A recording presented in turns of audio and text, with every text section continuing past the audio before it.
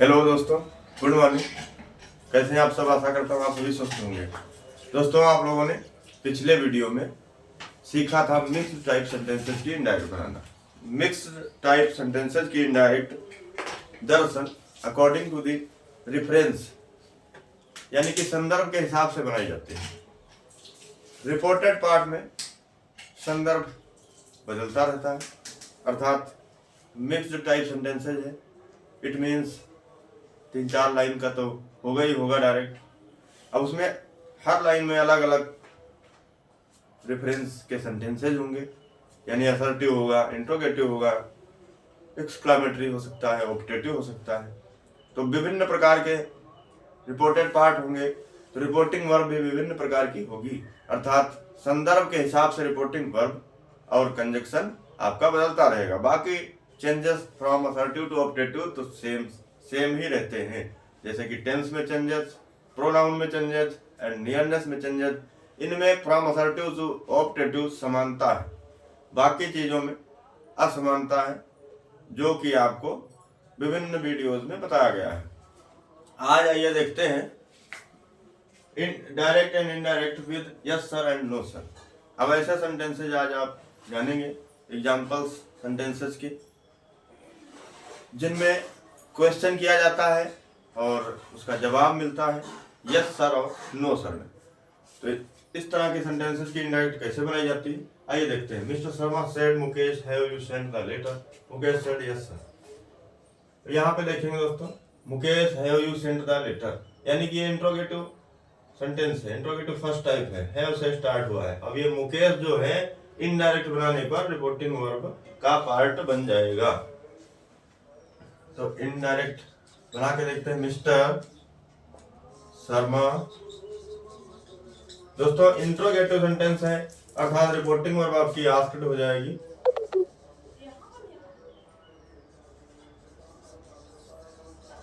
या Mukesh reported part में लिखा जाएगा, लेकिन इनडायरेक्ट जब बनाएंगे आप तो रिपोर्टिंग वर्ब में लिख देंगे। क्यों? क्योंकि यहाँ पर यू सब्जेक्ट लगा हुआ है। Mister Sharma asked Mukesh. अब यहाँ से आपको ऐड करना है सेंटेंस, तो कंजक्शन ध्यान देना है। कंजक्शन इफ या वेदर लगेगा, चूंकि इंट्रोगेटिव फर्स्ट टाइप है, और इंट्रोगेटिव फर्स्ट टाइप है उसमें भी इफ ही क्यों लगेगा, वेदर क्यों नहीं लगेगा? वेदर दोस्तों लगता है सिलेक्शन जब करना होता है, सेलेक्ट करना होता है कि वेदर यू गो और नॉट गो, या जाओगे कि नहीं जाओगे। सिलेक्शन करने की सिचुएशंस में वेदर का प्रयोग होता है, बाकी जगहों पर इफ का प्रयोग होता है, अर्थात यहाँ पे इफ लगा दिया। अब कंजक्शन लगने के बाद में सेंटेंस बनता है हमारा असर्टिव। सेंटेंस क्या बनता है? असर्टिव। ध्यान रखिए, कंजक्शन के बाद में सेंटेंस असर्टिव रहता है, अर्थात असर्टिव सेंटेंस सब्जेक्ट से स्टार्ट होता है। तो अब यहाँ पे आपको सब्जेक्ट का प्रयोग करना है, वो भी प्रोनाउन बदल के लाना, यानी कि यू है, यू को चेंज करेंगे, सेकंड पर्सन मुकेश के अकॉर्डिंग ही हो जाएगा। इफ ही और हैड है वो तो हैड हो जाता है, had sent the letter, full stop. उसके बाद Mukesh said yes sir, Mukesh ने जवाब दिया है, यानी कि Mukesh replied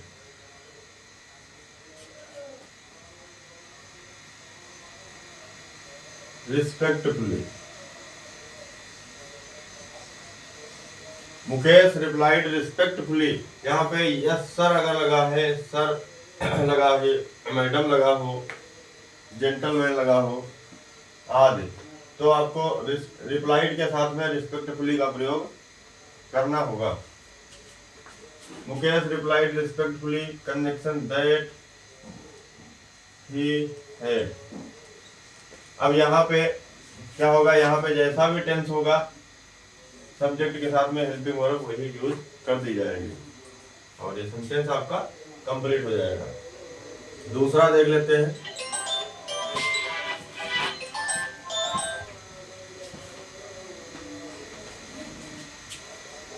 The officer asked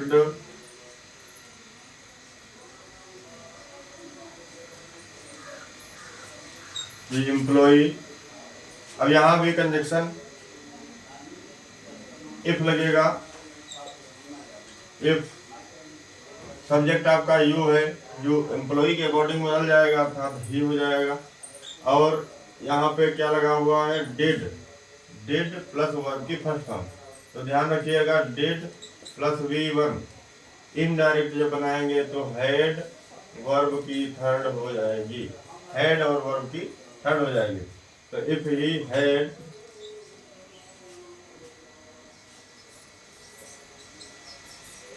completed the task the previous day,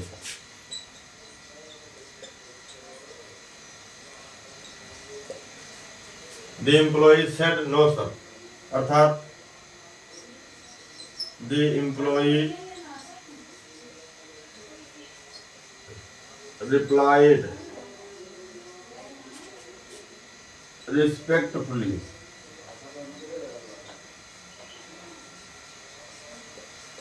that, यानी कि एम्प्लॉई ने जवाब दिया नो सर, अर्थात एम्प्लॉई रिप्लाइड रिस्पेक्टफुली दैट। अब यहाँ पे जवाब निगेटिव में है तो क्या हो जाएगा, दैट ही हैड नॉट, बस इतना ही लिखा जाएगा। यानी कि डिड को पास्ट परफेक्ट में बदल दिया, अर्थात जवाब में क्या लिखेंगे, जवाब अगर निगेटिव है तो यहाँ पे हेल्पिंग वर्ब के बाद नॉट लगा देंगे, बस इतने में ही शॉर्ट में जवाब मिल जाएगा। पूरा लिखने की आवश्यकता नहीं है कि that he had not completed the task, इतना लिखने की जरूरत नहीं, बस इतने सही सेंस निकल के आ जाएगा, दैट ही हैड नॉट। अगर ये पॉजिटिव में होता तो इतना ही लिखा जाता, पॉजिटिव तक हेल्पिंग वर्ब, निगेटिव में है इसलिए नॉट लग गया। और यहाँ पे आपको रिप्लाइड के बाद में रिस्पेक्टफुली का ध्यान रखना है। अगर यस सर लगा हुआ है, यस और नो के साथ में सर लगा हो, मैडम लगा हो, तो आपको रिस्पेक्टफुली का प्रयोग करना है। आशा करता हूँ एग्जाम्पल आपके समझ में आया होगा। इसी प्रकार के एग्जाम्पल्स की प्रैक्टिस करते जाइए, एक्सरसाइज आपको करवाई जाएगी नेक्स्ट वीडियोज में। Thank you all of you, मिलते हैं नेक्स्ट वीडियो में।